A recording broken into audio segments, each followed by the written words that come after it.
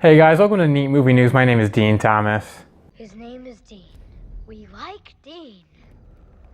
Dean. Well, that's neat.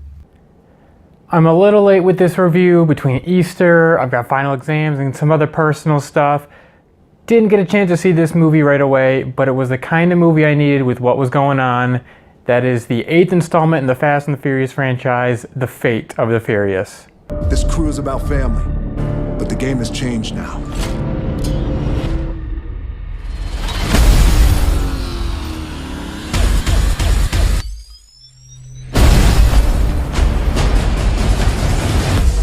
Dominic Toretto just went rogue. You gonna turn your back on family?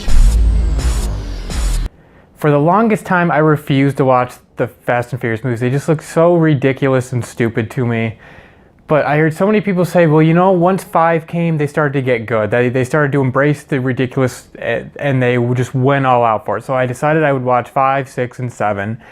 And lo and behold, I really enjoyed them. They're just over-the-top masculinity, ridiculous action, cheesy dialogue, some good one-liners, and they're just a lot of fun. I really did enjoy them, so I was actually pretty excited to actually go check out this movie.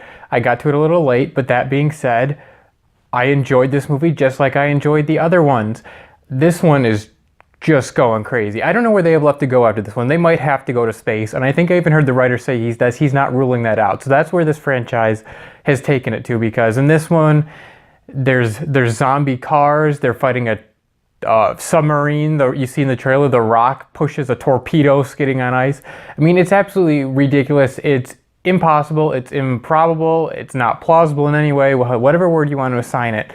But you kind of know it's not going to be. They embrace that. They make these characters out to be superhuman, especially The Rock. I'm pretty sure he's a superhero in this movie.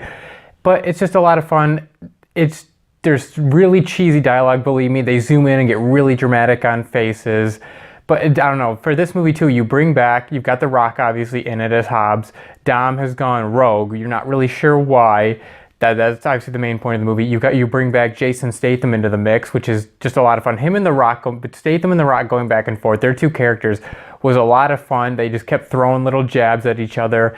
They're just over the top doing everything, overcooking everything, but it's just fun, it's enjoyable. And that's all this movie really needs to be. They're not complex stories or nothing like that. Now with these movies comes some, one, predictability, and two, they can get a little over the top. I thought, like this movie, I thought for sure Charlize Theron plays our bad guy. And while she's good, she's menacing, you look at her and you can be intimidated by her. Her character it was a lot of getting really low and intense and just looking at Dom. I mean, the plan was good, but you didn't need Charlize Theron to play it. And there's a lot of her either more or less talking to herself. It just cut away to her looking at a computer screen talking to Dom, but all you see is her talking to herself. So not a lot to the character per se. So while the plan, what she was doing was relatively good enough to keep the story moving, there was nothing really to her character that I thought, there's no real motivation that I ever really found or discovered.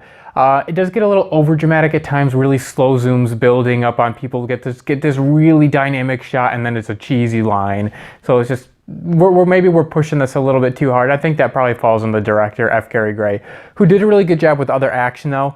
Overdid the slow-mo for sure at times, but I mean, there's some great explosions, some really cool shots. It's kind of fun. There's a lot of surprises in this movie too. Some stuff that you weren't really expecting that just makes you smile when it happens. And I won't say anything more than there's a particular thing in this movie that's a little bit of a scene stealer for sure, and it kind of adds to the lunacy of this movie in a sense with one of the scenes in particular. But it was just a lot of fun. I couldn't stop laughing at it. It was just an enjoyable time just to go into the movies, escape, watch some thousands of cars blow up, and just have a fun, good time. And the reason these movies I think work is, like you say, they're ridiculous, they're stupid, but they actually give you characters that you care about, and there's stakes. This movie once again shows there are actual stakes in this movie with our characters, and that's what gets you invested and gets you going. While this action is ridiculous, but you never know. Something could go wrong, somebody could die, somebody could get hurt. And that's what makes these movies, I think, work really well. At least with the most recent ones. I haven't seen the first 4 because I'm never going to watch those. But for me, The Fate of the Furious was an incredibly fun, enjoyable thrill ride at the movies with some fun one-liners, some cheesy dialogue for sure, and some over-the-top action. but I had a really good time watching it. I'll give The Fate of the Furious a 68%.